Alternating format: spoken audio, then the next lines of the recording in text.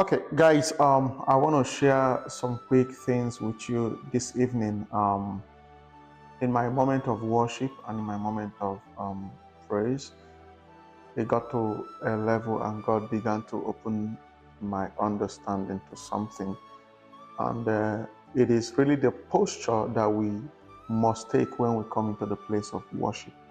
Now, as I was worshiping, God was saying, hey, um, looking unto him, gazing unto him while you are enjoying his glory. So it's more like what happens in glory. So he began to show to me that when you get into the place of glory, when you get into the place of worship, concentrate on him, looking unto him, and in that moment, something begins to happen to you. Now, it is like when you throw gold into fire to refine it. Now, the gold in that raw state gets into fire, but while it is being refined, something is happening. The dirty part of the gold is being burnt off by the fire. And at the end of the day, the gold that got into the fire is not the exact gold that comes out because something has acted on it. And that fire, it's like the glory of God. So when we come into the glory and when we are gazing at that glory, Paul said, all we with an open face beholding as in a mirror are changed from one level of glory to another. So there is a transformation, or there is a transformation that is happening in us. We are being changed from one level to another, so much so that what we came into that glory with is not what is living with us. We may come in with burdens, with troubles, with challenges, but you find out that as you are leaving that place of glory, those burdens will be lifted or are already lifted. You don't even realize that you don't have them again. So, and I was thinking, what Bible passage could go?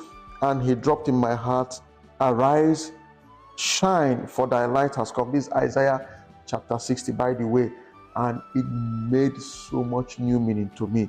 Arise, shine, for your light has come, and the glory of the Lord is risen upon you. You see, when that glory rises upon you, it brings a kind of light your way, and when that light comes, the response to that light is to do what? To arise. And when you arise, you begin to shine forth.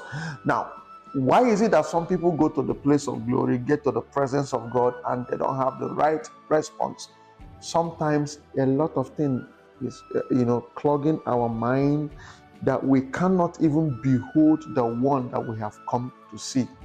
Now, I look at it again from this angle. Moses went into the glory, and for 40 good days he was there. So much so that when he came back, the scripture says he did not even know that he was already shining. Now, there is something about when we come into the glory, when we come into the place of his presence, to the place of worship, and we forget ourselves, forget about everything, forget the things that are troubling us, and concentrate on him. And in that moment of worshiping him, so many things begin to drop off from our life.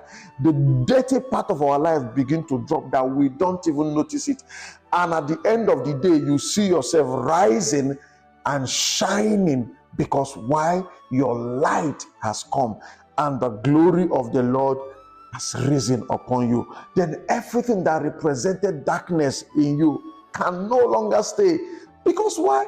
The light that has come upon you shines in darkness, and darkness has nothing to comprehend that light. So I wish, and I'm counseling you today, when you get to the place of the glory, when you get to the place of worship, when you get to the place of prayers, please, by all means, forget about your troubles, forget about the things that are drawing your attention. Please don't be distracted.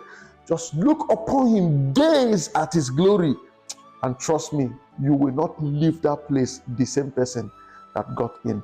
Until I come your way next time, please bask in his glory, enjoy the glory of God. God bless you so much. Peace.